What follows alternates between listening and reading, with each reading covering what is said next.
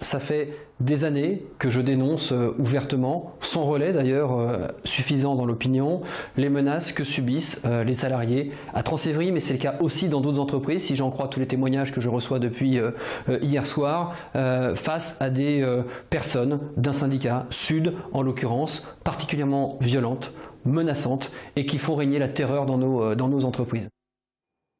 Vous venez de l'entendre, bonsoir, Stéphane Baudet absolument écœuré mais bien décidé à tout faire pour que la situation ne perdure pas. C'est un énième incident qui a fait ainsi réagir le président de TIS et maire de Courcouronnes. Un incident grave hier soir, vers 21h, un bus du réseau TIS a pris feu au Coudray-Monceau. L'incendie est d'origine criminelle, le chauffeur s'en est tiré de très peu. Cet épisode tragique intervient alors que des conducteurs, des chauffeurs sont toujours en grève à Bondoufle. D'ailleurs, vous venez de l'entendre, il ne peut s'agir d'un hasard. Les détails de l'affaire, Maxime Lemaine.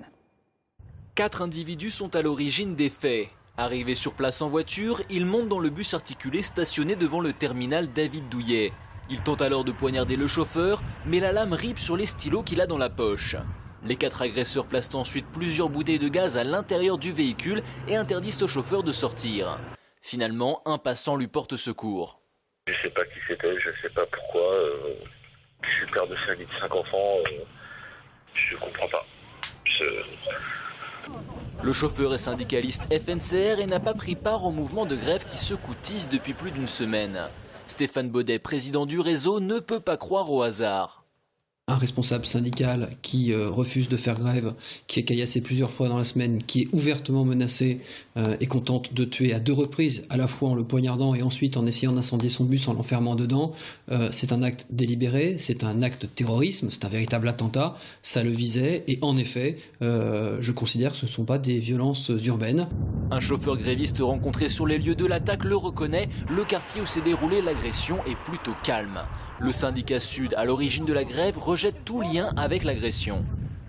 On ne peut rien avancer avant que l'enquête porte ses fruits et, mis à part vous dire qu'il s'agit probablement d'un hasard, voilà, et qu'on le déplore, sachez par ailleurs que nous, à l'UST, ce chauffeur agressé reçoit tout notre soutien. Voilà.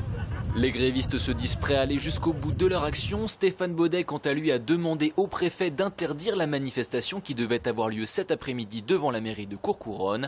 Et en ce qui concerne Xavier Martin, le chauffeur agressé, il ne sait pas s'il reprendra le travail. Alors le maire d'Évry, de nombreux autres élus ont qualifié ce drame d'inqualifiable, ont apporté leur soutien à Stéphane Baudet, aux chauffeurs agressés bien sûr et aux autres conducteurs. 34 000 €, c'est pour l'instant le montant de la collecte pour la recherche réalisée à l'appel d'une mère de famille, assistante maternelle résidant à Villemoisson, et qui découvrait en mars dernier que sa fillette de 5 ans était victime d'un cancer du tronc cérébral. Il est actuellement impossible de traiter cette maladie qui touche une 50aine d'enfants. La maman craint que sa petite ne puisse bénéficier à temps d'un traitement, mais se bat pour les autres. Et ce soir, le Rotary organise une manifestation cabaret à Villemoisson pour lever d'autres fonds. C'est à partir de 19h30. Le combat contre la maladie toujours avec la journée mondiale du souffle, l'occasion d'aborder une pathologie liée au tabac et que l'on connaît peu, la bronchopneumopathie chronique obstructive. Cette maladie des bronches, donc directement liée au tabagisme, touche plus de 3 millions de personnes en France. Au centre hospitalier de Bligny, une conférence était organisée pour alerter et informer. Audrey Colli assistait. Vous fumez ? Vous savez certainement que vous risquez de développer un cancer lié au tabac. Mais savez-vous qu'une autre maladie plus insidieuse peut se développer? Les premiers symptômes sont une simple toux et Christian a bien failli ne jamais savoir qu'il était malade. Un fumeur, il est attaché à sa cigarette. Alors on a beau lui dire tout ce qu'on veut, il va la garder cette cigarette.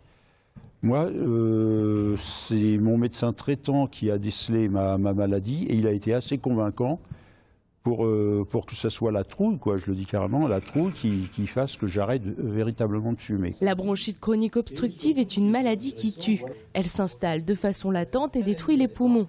Les symptômes au départ sont minimes, mais les patients deviennent peu à peu handicapés sur le plan respiratoire, souvent obligés d'être traités par oxygène. Les patients donc, sont dans leur tabagisme extrêmement anxieux effectivement du développement d'un cancer. Mais la bronchite chronique, par le biais du handicap respiratoire progressif qu'elle provoque, est une maladie dont les symptômes sont négligés. Finalement, on tousse parce qu'on fume. Mais on ne tousse pas parce qu'il y a une maladie qui s'installe. Au centre hospitalier de Bligny, la journée mondiale du souffle permet de sensibiliser le public sur cette maladie avec des spécialistes mais aussi des malades. Avec entre 3 et 4 millions de patients en France, cette maladie pourrait être mieux connue. C'était hier soir. Francis Choix a reçu la Légion d'honneur de Manuel Valls. Le ministre de l'Intérieur a évoqué des liens fraternels et la récompense d'un engagement public du maire d'Évry. Le maire Francis Choix, donc aussi ému que le jour où Manuel Valls lui avait cédé son fauteuil à l'hôtel de ville. Sans transition, le foot national avec Ukraine-France en prévision de la Coupe du Monde. Est-ce qu'un match comme celui de ce soir peut quelque temps faire oublier la crise? Non. Parce que vu comment ils jouent, c'est autant la crise politique que la crise financière que la crise sur le terrain. Non. Payer moins les joueurs déjà, ça ira mieux, je pense. Vu comment l'équipe de France est vue par les Français, je sais pas trop si ça aide, quoi. Pour ceux qui aiment le foot, bien sûr, ça va leur donner du baume au cœur. Pour les autres... Pendant la durée du match, mais demain ils retrouveront. J'aimerais bien que le match fasse oublier la crise, ouais. Bah non, c'est pas le foot qui fait oublier la crise, monsieur, quand même. C'est pas un match de foot qui va changer grand-chose à la vie, mais bon, si ça peut aider, pourquoi pas. Hein. Pour les jeunes peut-être, mais en tous les cas, je pense que les gens de ma génération, la crise elle est là, trop présente. Nous, on prend ça pour le plaisir. Et la crise, elle va rester là pendant, je pense, un bon bout de temps. Ça va nous divertir juste ce soir, mais il faudrait vraiment des gros moyens pour nous faire oublier tout ça. Si ça peut redonner un petit élan de solidarité à tous les Français, ça serait bien. Oui, je pense, oui. Il faut gagner. Et puis, juste quelques secondes pour vous dire, bonus offensif obligatoire pour le rugby club de Massy face au promu Cognac en Fédéral 1 dimanche. Le sommet du championnat de Pro D2 de hand. Les joueurs de Massy se déplacent à Mulhouse demain. Et puis le FCF Juvisy qui va recevoir la formation de Guingamp dimanche à 15h. C'est tout pour l'info. Merci de nous avoir suivis.